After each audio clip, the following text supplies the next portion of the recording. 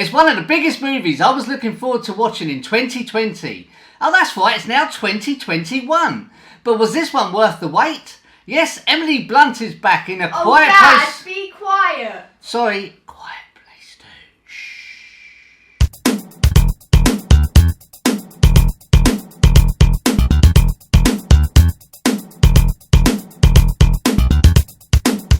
Hi, my name's Carl. Thank you so much for joining me and welcome to the review of A Quiet Place Part 2, which was directed by John Krasinski. I've waited a long time for this movie. This movie was due in cinemas in 2020.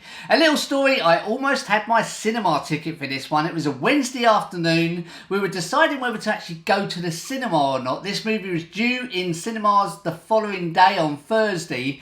And everything was quite bad here in the UK, but everything was actually still open. I got the babysitters in place, ready, we decided to go.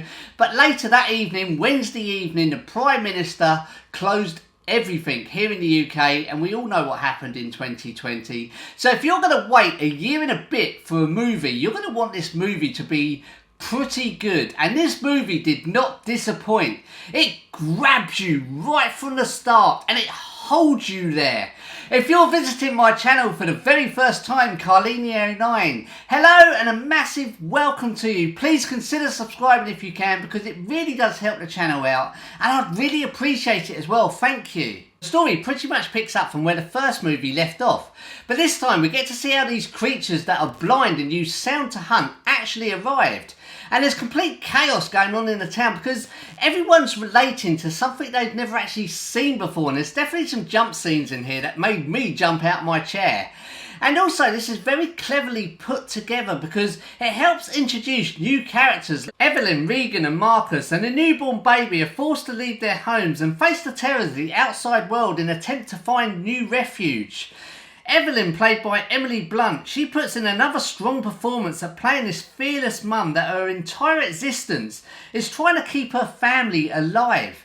But for me, it was the kids that made this movie. Noah Jupe, who plays the boy Marcus in this movie, he was just so convincing because you could just tell by the look on his face that the boy was scared witless. And there's a particular scene in the first part of the movie where he goes through this horrid experience, and I felt for him so much. I almost had my own hand on my mouth in my cinema seat. And Millicent Simmons, she was excellent. She plays such a strong character that kind of takes on the role of her dad in trying to find somewhere safe. She just nailed it. With a movie like this, without many words, you are relying on the whole complete cinema to be deadly quiet.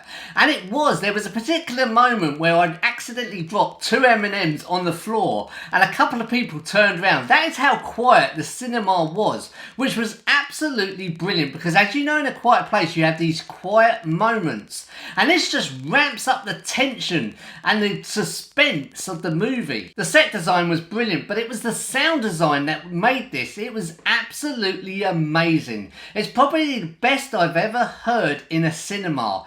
Every little beat, every little sound, every scare moment, it just got you. The cinematography and the directing in this movie was superb. I can't fault it at all. This is easily the best movie of 2021 so far for me, and that's because everything in this movie, everything about it just connected so well, and it was so well brought together, and the cast were just so convincing as well. But most importantly, it was down to John Krasinski's directing. There was a couple of bits that I did actually pick up on in the movie which I thought was a nice touch. And that's before the creatures arrive. Dad Lee, he's in this shop buying groceries.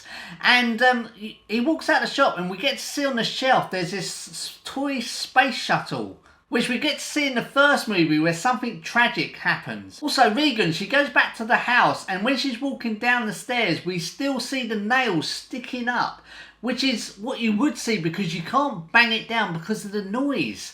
So that was a clever touch as well. And also Emily Blunt's character, Evelyn, she still had her bandages wrapped around her foot, which was just nice little touches in the movie. I also like how we get up close to these creatures, which we didn't really get a chance to see in the first movie. And we get to see just how terrifying they actually really are.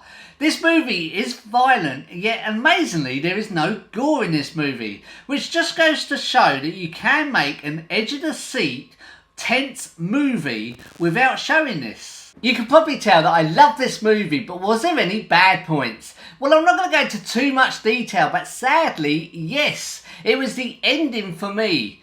Overall, A Quiet Place 2 grabs you right from the start and it just ramps up that tension and it holds you there and it doesn't let go. If you can, this movie is definitely one to watch on the big screen. I would even go as far to say that A Quiet Place Part 2 is better than A Quiet Place. Please do join me in the comments. I would love to know. Get involved. Have you seen A Quiet Place 2 yet? If so, what's your actual thoughts on it? Did you like this movie? Did you dislike it? Do you think it's better than the first one? I would love to hear. The age rating is a 15 here in the UK. It lasts for 1 hour, 37 minutes long. There's no sex or nudity. There's mild profanity and a lot of violence. I'm going to give A Quiet Place 2 5 out of 5 popcorns. That's my first 5 out of 5 for 2021. If you like this video, please do give it a like. Also, don't forget to share and subscribe if you can, because it really does help the channel out and I'd really appreciate it as well. Thank you so much. I will see you guys Monday for an Indiana Jones 4K unboxing. Can't wait for that. Take care, guys. I'll see you Monday. Bye-bye.